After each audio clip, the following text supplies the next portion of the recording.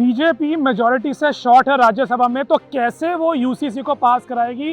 क्या प्रॉब्लम है बीजेपी को राज्यसभा में जो यूसीसी को अटका सकता है, और कौन कौन उनकी हेल्प करने के लिए आगे आ सकता है? देखते हैं इस एपिसोड में। क्या है राज्यसभा के आंकड़े, क्या वो बोल रहे हैं और कहां इस समय बीजेपी और एनडीए की सरकार खड़ी है, हम आपको बताते हैं। हमने यूसीसी के बारे में आपको डिटेल इस वीडियो में बताई है, आप जरूर देखें इस एपिसोड के बाद। आपको पता है कि लोकसभा में प्रॉब्लम नहीं है, बीजेपी के अकेले 300 से पार सीट्स हैं, तो लोकसभा में तो बड़े आराम से यूसीसी यानी यूनिफॉर्म सिविल कोड का बिल पास हो जाएगा। लेकिन प्रॉब्लम जहां बीजेपी को आ रही है वो है राज्यसभा में। जी हाँ, राज्यसभा में 245 में से 8 सीटें वेकेंट हैं, तो 237 सीट बची, जिसमें मेजॉरिटी आपको मिलेगी 119 सीटों से। इस समय बीजेपी के पास 93 सीट्स हैं, लेकिन उनके जो पक्के अलायंस हैं उन सबको मिलाकर उनके पास 110 सीटें हैं, तो यहाँ पर वो करीब करीब 9 सीट शॉर्ट हैं। कौन है वो 3 प्लेयर, जिनमें से 2 बहुत बड़े सरप्राइज हैं जो बीजेपी के एक तरह से हेल्प कर सकते हैं, जिससे यूसीसी कंफर्टेबली बीजेपी पास करवा ले। पहला प्लेयर जो बहुत बड़ा सरप्राइज है वो है आम आदमी पार्टी। जी हाँ, आम आदमी पार्टी ने कहा है कि वो यूसीसी चाहती है, लेकिन एक बहुत बड़े कंसेंसस के साथ।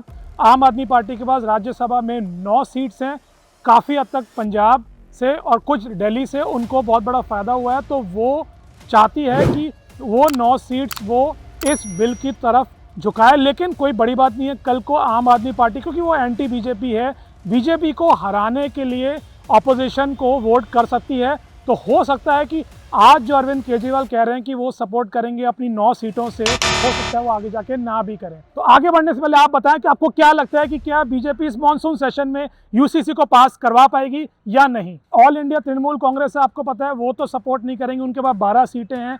दूसरे बड़ी पार्टी है वाईएसआर कांग्रेस, जो है वाईएस जगन मोहन रेड्डी की, जो मुख्यमंत्री आंध्र प्रदेश के, उनके पास 9 सीट्स हैं। वाईएस जगन मोहन रेड्डी ने अभी तक दोनों पक्षों का साथ नहीं दिया, ना तो उन्होंने कहा कि वो सपोर्ट करेंगे, ना ही उन्होंने कहा है वो एंटी हैं। लेकिन और काफ़ी हमने देखा है कि उनकी प्रधानमंत्री नरेंद्र मोदी के साथ अच्छी ट्यूनिंग है, दोनों के रिलेशनशिप भी अच्छे हैं, और कई बार ये पॉलिटिकल ऑब्जर्वर्स को लगा है कि हो सकता है कि लोकसभा 2024 में वो दोनों पार्टीज एक साथ हो जाएं।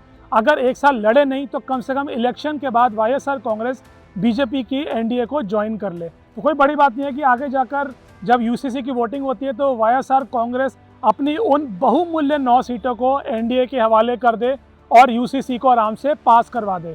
तीसरा प्लेयर, एक और बड़ा सरप्राइज है, वो प्लेयर, वो पार्टी जिन्होंने अभी ग्रैंड ऑपोजिशन मीट को जो पटना में हुई थी उसको पूरी तरह से स्किप कर दिया था, जबकि वो एंटी बीजेपी हैं और उनका अलायंस AIMIM जो असदुद्दीन ओवैसी की पार्टी है उनसे है तेलंगाना में।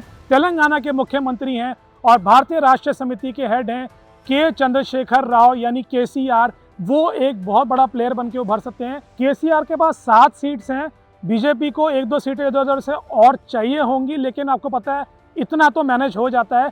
KCR ने लेकिन बीजेपी के लिए उम्मीद जगा दी है। ओवैसी के अलायंस पार्टनर होने के बाद भी उन्होंने जो महागठबंधन मीट को स्किप किया था, उससे ये उम्मीद जगी है कि हो सकता है वो यूसीसी को सपोर्ट करें। हाँ, ओवैसी का प्रेशर ज़रूर रहेगा, लेकिन कोई बड़ी बात नहीं है।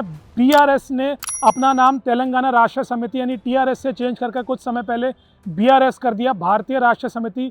वो एक नेशनल प्लेयर बनना चाहते हैं। KCR खुद प्रधानमंत्री बनने के इच्छुक हैं और वो चाहते हैं कि अभी अगर उनको ग्रो करना है, अगर उनको सरकार में जाना है, तो हो सकता है बीजेपी के साथ अलायंस करना उनके लिए फ़ायदेमंद साबित हो।